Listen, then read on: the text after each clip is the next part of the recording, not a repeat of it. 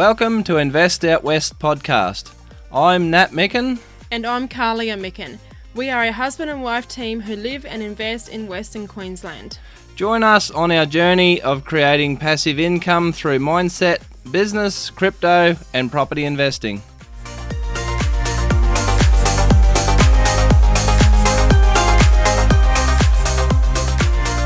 Welcome to our 5th episode of Invest Out West podcast. Today we wanted to lead with a quote from Ryan Serhant that says, "We didn't come this far to only come this far." Yeah, so this is part 2 of our Richmond podcast series, Richmond, North Queensland 4822. Last episode we went into detail about some of the industries that's going on in the Richmond area, across the Richmond Shire. So there's vanadium mining, there's gold mining. Them two industries are coming into the Richmond area over the next couple of years. Then there's the copper string project that we detailed in the last podcast. So a couple of other things that we didn't mention. So there's another vanadium company. Their previous name was Curry Rose. But they had a name change on the 18th of October this year. Now they're called Velox Energy Materials. Now they're a Canadian company. Now their ticker on the Canadian Stock Exchange on the TSXV. Their previous ticker was CUI, but now they're VLX. I looked at their share price a couple of days ago, and they're trading at around about 6.5 cents. Now, we don't have any shares in that company, but we do have a deal with them where they lease some land off us on one of our properties, and they just use that for storing core samples and stuff like that. So we do have an interest in that company, even though we don't own shares with them. Now, they did some drilling in September of this year on their lease, which is north of Richmond. They did 10 100 mil holes, and like I said, that was in September, and now them core samples have been taken to Gladstone, to the lab there for analysis. Now, a couple of other things that happens around Richmond. A really big industry is tourism. You've got dinosaurs. Some of the dinosaurs around the Richmond area found only there, nowhere else in the world. Many years ago, the Richmond area was an inland sea, and the rich black soil country that makes up the Richmond area is, well, once upon a time was the seafloor. Now that rich black soil ground there is highly fertile. Some of the best grasses in Australia, Mitchell and Flinders grasses, they grow native in the Richmond area.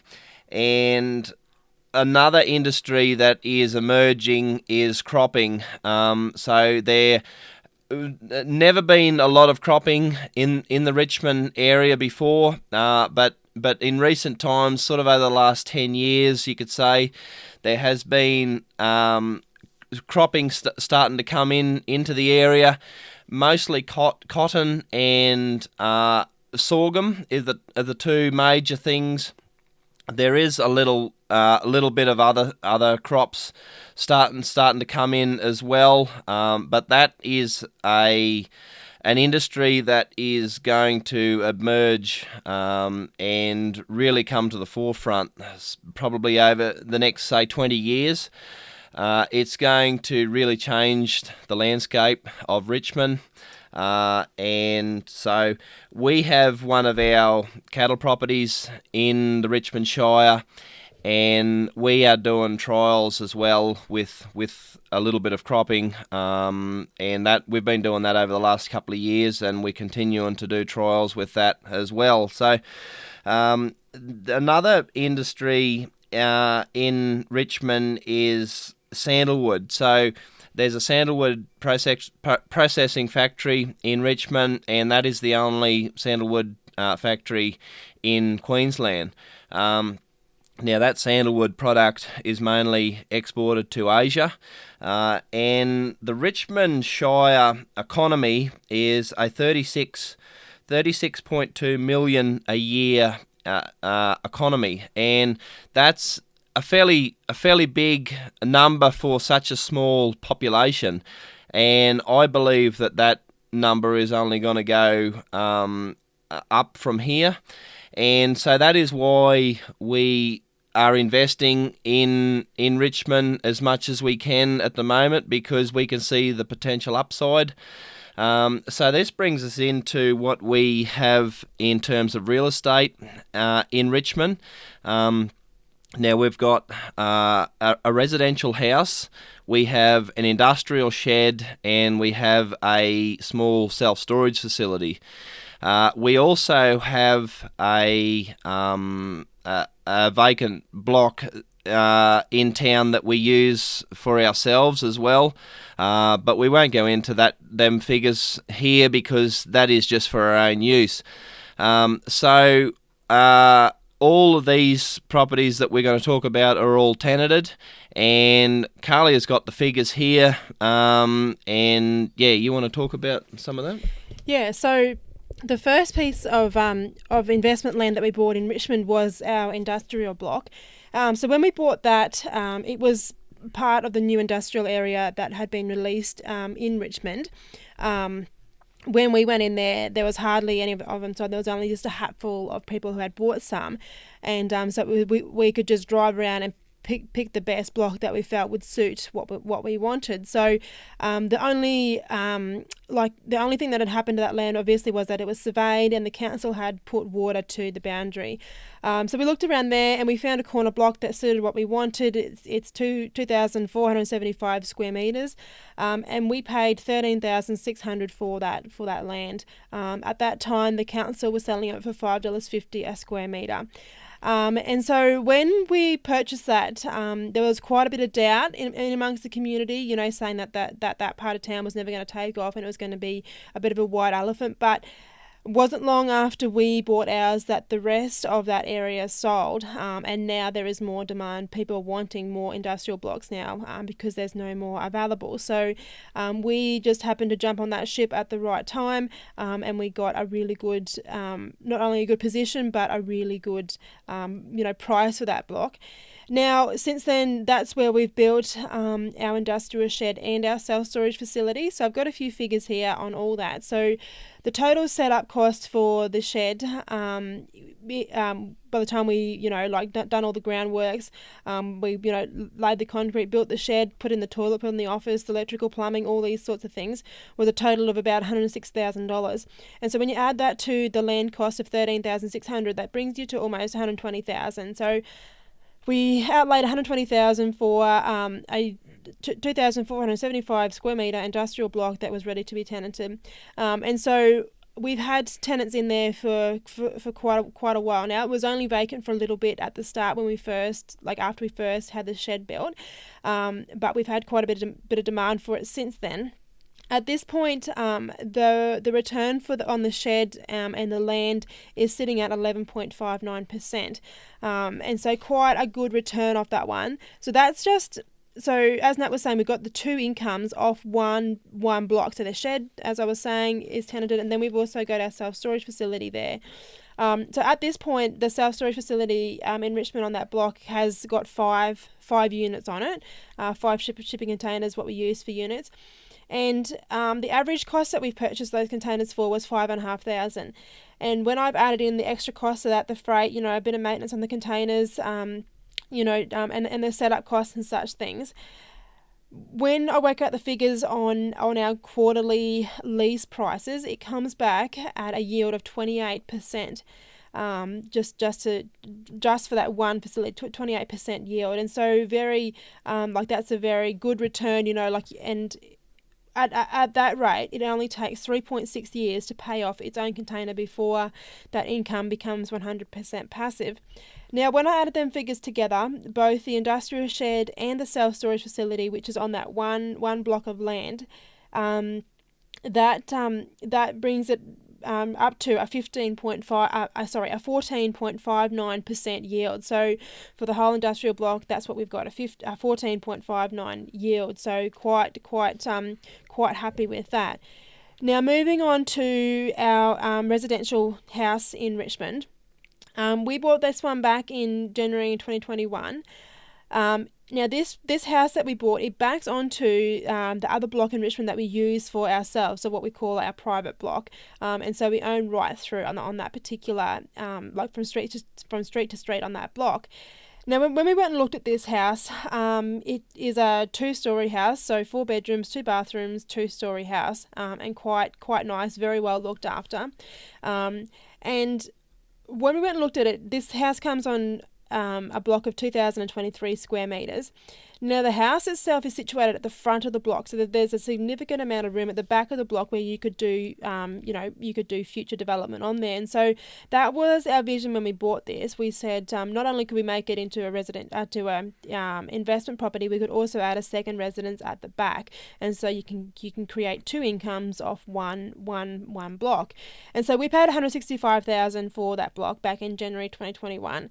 So that one there has been tenanted the whole time. I've worked out some figures of what we get for a return on that, and it's currently sitting at a return of 8.48%. And so I went back and found all my figures from 12 months ago, and with the increases of both rates, like council rates and insurance, that property has lost 0.5% of yield. So 12 months ago, it was pulling 8.98%, so 0.5%. So I just wanted to point that out just to show how much you've got to be onto, like all of your figures, and onto how much rent and return you're getting, so you can see how you've got to move your rent up with the cost of the extra rate and the extra insurance. So in Richmond particularly, the council have just introduced a whole new town water system. So that's why the rates in town in Richmond have been bumped up, because they've got this whole new system. So yeah, we're quite happy with that return. It's a bit under the 10% that we aim for, but like I was saying, this house we did pay a bit more for it firstly because it joins us, so back to back, and secondly because it's got potential for future development in there. Now I just quickly want to touch on how we go about getting tenants in that, mostly for our residential house. We don't use any real estate agents to manage our properties. I do it all myself. So I send out all the forms, but people apply direct to me. I do all of my own due diligence. They've got to tick my boxes before they get to live in our house. And so I'm quite strict with my due diligence leading into a tenant. And at the end of the day, I'm the one who's wholly responsible. If I put in a wrong tenant, then that comes back on me, and I can't cast the blame onto anybody else. So that's a system that I personally really like, because I feel like as though we can keep our finger on the pulse. And yeah, we sort of have a really good system where we talk to the tenants and we have a really great relationship with them. And yeah, we can sort of manage our houses and even our industrial, as we like. So I think that's all that I've got to share here now about figures and that. Yeah, no, that was good. Just going into a little bit more detail about the industrial, as Kahlia was saying, a return of 11.6% compared to the residential. This is why we like the industrial and want to get more into industrial as time goes on, because the return is so much better. But then once you look at the storage, the self-storage, a return of 28%, that just blows everything else out of the water. Now, we haven't forgotten residential. Like, we still are buying and looking at residential and industrial, but our big focus has shifted on to self-storage. Now, we've got two self-storage facilities, one there in Richmond and another one in Cloncurry, which the Cloncurry facility will go into detail in a future episode. So I just believe self-storage is the king of all property investments. Like I said in a previous episode, when you own the facility, a self-storage facility, there's basically it's nearly like double dipping. You've got the income of the business, of the self-storage business coming in, but you've also then got the capital growth on the facility. So that is the difference with self-storage. It is actually a business. It's not just a real estate investment, and you've got to run it like a business. But it comes with all the perks of a real estate investment and better. So that's probably a fairly good wrap up of our Richmond. What we've got going on in Richmond at the time being. Like I said, we're still buying and looking at different things to go down, different paths to go down in Richmond at the moment, and we'll talk about what we acquire when they happen in future podcasts. But like we said in the last episode, we're really bullish on Richmond. We reckon it's got a lot of potential still to come with the industries that are opening up. There's already such strong demand for rentals of every description in Richmond now. Without the future demand, what is projected to come online in the future. So, did you want to have? Yeah, there was just something I forgot to mention about the industrial block that we've got. Now, most times when you've got with renting out industrial or commercial properties, all the outlays go to the tenant's responsibility. But we have a different system in Richmond, just because we do have our own self-storage facility on the same land as the industrial shed. So our tenant of the shed pays all of their own outgoings, but we pay the rates because we've got our own business on there. So I just want to touch on that because someone might have some questions as to how we manage that, but that's how we've got it set up, that we pay for the council rates and our tenant in the shed pays for everything else for their own outgoings. Yeah, and obviously the tenant there pays the power because the self-storage has no power connected, which that is a big advantage of self-storage. You don't need power connected. It's only once you get into the likes of climate-controlled storage and that sort of thing where you need electricity, but otherwise, it's just sort of a set and forget sort of a scenario. So, I think that's probably about all we've got to cover on Richmond for the time being, and keep living the dream.